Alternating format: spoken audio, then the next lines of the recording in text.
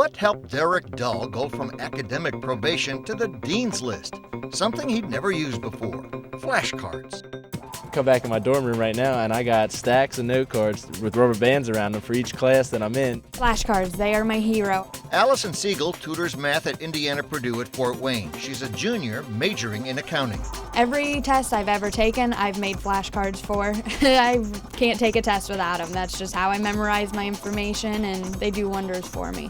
Flashcards are my best friends. I like to take the definition, put it on one side, and put the term on the other side. It's helped me on tests. It's not just reviewing the flashcards that helps you learn. It's also the process of deciding what to put on the front and back of each card, and then writing it out. I make flashcards for everything. Turn all my notes into flashcards, all my homework problems, everything. I'll write a question on one side, answer on the back, and I'll answer the question before I can turn it over.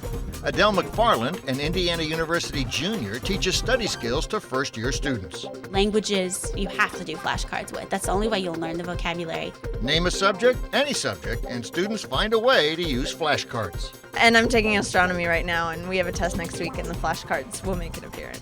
Chemistry last year and biology and anatomy this semester. I definitely use a lot of flashcards for that.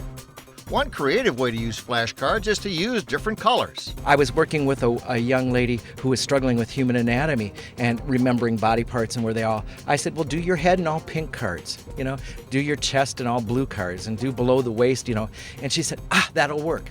Color codes can work in a variety of ways. With languages, you might try putting the feminine words in one color, masculine in another. Oh, that's very clever. I haven't done that, but I might have to try that because that is a good idea. I've never thought of that before.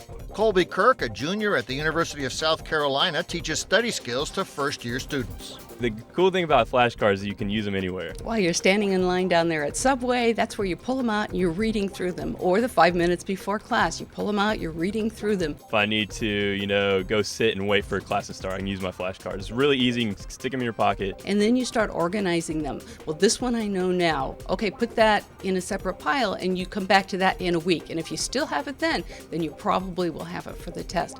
But it's that constant repetition. You can kind of take it to class and study in between classes as you're working, so that's my best friend. Burn these learning points into your memory. Use flashcards for memorizing definitions, equations, anything you can fit on the back of an index card. Flip through them regularly. Repetition puts the material into long-term memory. Use different color cards to categorize information.